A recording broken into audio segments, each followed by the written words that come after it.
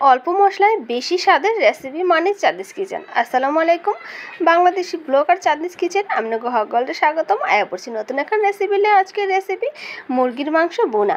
তাই আয়া পড়ছি রান্ধনঘরে আইয়া এখন কড়াই বহাই দিছি। কড়াইয়ের মধ্যে দিয়ে দিছি তেল। এটা হলো আমার ভাজা তেল, টিকা বাচ্ছিলাম। সেই তেল হালাইব না, সেটারে আমি কাজে লাগাইতেছি।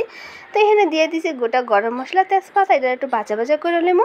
হেলে কিন্তু গরম মশলা তো জমের মতন একটা সুন্দর জ্ঞান বেড়া। এদিকে লইয়া লিছি আমি কয়েক টাকার মুরগির মাংস বাইজিয়া। বাজারটা আপনাকে দেখাইনি, সেটা স্কিপ করে গেছি। তো এখানে করলাম আমার এই গরম মশলাটা ভাজা হয়ে গেছে। এখন এর মধ্যে দিয়ে দিতে হইব পেঁয়াজ কুচি। তো পেঁয়াজ কুচি আমি লইয়া লিছি 1 কাপ। এই পেঁয়াজ কুচি করলাম আমি আধা কাপ দিয়ে দিতেছি। আমার কলিজার বায়ু বোনেরা, আমি করলাম সবসময় এককালে সহজভাবে রেসিপি বানাই না দেখাই থাকি। আশা করি আপনাকে অনেক ভালো লাগবে। যদি আমার ভিডিও এখন ভালো লেগে থাকে তাহলে কিন্তু লাইক কমেন্ট শেয়ার করে দিবেন আর সাবস্ক্রাইব করে ছোট্ট ফ্যামিলির সদস্য হয়ে যাবেন। আর যদি ভালো নাই লেগে থাকে তাহলে স্কিপ করে চলে যাবেন। এখানে লইয়া লইছি আদা বাটা দিয়ে দিলাম আমি 3 টেবিল চামচ। তা আদা বাটাটা আমি অনেকক্ষণ কষাই লইব, প্রায় 2 মিনিটের মতন কষাই হয়ে গেছে।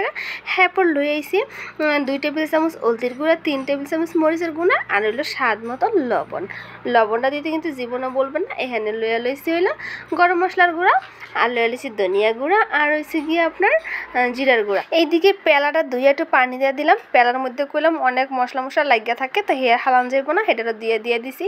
এতে কইলাম মশলাটা আমি খুব ভালো করে কষাই লইব। মশলা বেশি করে কষাইবে না, আমি কইলাম 2-3 বার পানি দিয়ে কষাইতে থাকি। এতে কিন্তু মনে করেন তরকারির স্বাদটা জমের মতন বাইরে যায়। যদি অল্প কষান হেলে কিন্তু তরকারিতে একটা জমের একটা কাঁচা গন্ধ হয় হলুদের। তো এখানে কিন্তু আমার মশলাটা ভালো করে কষানো হয়ে গেছে, দেখতে পাইতেছেন তেল বাইরে গেছে। হেলে কিন্তু আমি এখন দিয়ে দিলাম চিকেন গুঁড়া যে বাইজে রাখছিলাম মুরগির মাংস। এখানে দিয়ে দিতেছি আমি সস। আমি দিয়ে দিলাম এখানে আদা পরিমাণ সস। আমার সস আসিল না, সস এখানে বেশি লাগবো না। হেলে করে আমি কাঁচা কুচে দিয়ে দিলাম, আর দিয়ে দিলাম সয়া সস। এর পরে যা দিব কাঁচামরিচ না দিলে কি তরকারির স্বাদ বাড়ে, যে সুন্দর একটা কাঁচা জ্ঞান বেড়ে। আর এখানে দিয়ে দিলাম আমি হইলো কিশমিশ, আর এলো একটা বাদাম, কাঠবাদাম, যে কোনো বাদাম এখানে দিয়ে দিবেন। তো এখানে দিয়ে দিলাম আমি পেঁয়াজের বেরেস্তা করে রাখছিলাম। সেই পেঁয়াজের বেরেস্তা করলাম এখন আমি দিয়ে দিলাম। দেওয়ার পরে সব উপকরণ একসাথে একটু মিশিয়ে লিমু লাইটা সেরা।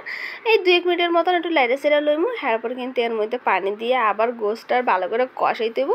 আর কষাকষি দরকার নেই, এই যে পানি দিবেন সেই কষানে কিন্তু তরকারি একদম রেডি হয়ে যাইব গা। তাই আমি করলাম মনে একটু পানি দিয়ে দিব। আগে একটু ঢাকনাটা ডাইকে একটু ভালো করে কষালে মশলা জানি সব মাংসের মধ্যে ভিজা যায়। তো আমি ঢাকনাটা খুলে আবার একটু লাইটা সেরা রইতেছি, ওখানে দিয়ে দিব একটুখানি পানি। তো পানিটা করলাম দিয়ে দিলাম। পানি দেওয়ানোর পর আবার একটু লাইটা সাইডে কিন্তু আমি সবগুলো একসাথে মিশিয়ে লইতেছি। মিশাই হ্যাঁ পর ঢাকনা দিমো। ঢাকনাটুকু দেওয়ানোর দরকার নেই। এখন লাইটা সাইডে খানিকটা মনে করেন একটু জল হয়ে কিন্তু আমার তরকারিটা হয়ে যাবো গা। এত সহজভাবে রেসিপি বানান না, যদি শিখতে চান হেলে আয়া করবেন আমার চ্যানেলে। আর আমার চ্যানেলে করলাম অল্প মশলায় বেশি স্বাদের রেসিপি কেমনে রান্ধন যায়, কেমনে বানানো যায়, সেই করলাম আমি আপনার করে দেখাই থাকি। তো আমরা করলাম খুব সহজে আমার কাছ থেকে রান্ধন শিখতে পারবেন। আর আমি কইলাম আমার আঞ্চলিক ভাষায় ভিডিও বানাইয়া থাকি। এতে কিন্তু আপনারা কোনো কষ্ট প্রকাশ করবেন না, কারণ অনেক সময় অনেক কথার মধ্যে করলাম ভুলভ্রান্তি হয়ে যায়। হ্যাঁ আপনারা করলাম সবাই ক্ষমা দৃষ্টিতে দেখবেন। আর আপনার কাছে একটাই রিকোয়েস্ট, আমার কলিজার ভাই বোনেরা যারা আমার চ্যানেলে নতুন, আমার ভিডিওটি প্রথম দেখতেছেন, হ্যাঁ করলাম আমার সাবস্ক্রাইব করে আমার চ্যানেলটারে। এরপরে আমার ফ্যামিলির সদস্য হয়ে যাবেন। আর এই ছোটো বোনটার লাগে একটুখানি জমের মতন দোয়া করবেন। তো দেখেন আমার কিন্তু এই গোস্তটা রান্না হইয়া গেছে। এবার চিকেন বুনা, চিকেন কারি যে যেটা কোন একটা কইলি হয়, তো হয়ে গেছে গা। দেখেন কি সুন্দর রেসিপি। আসসালামু আলাইকুম।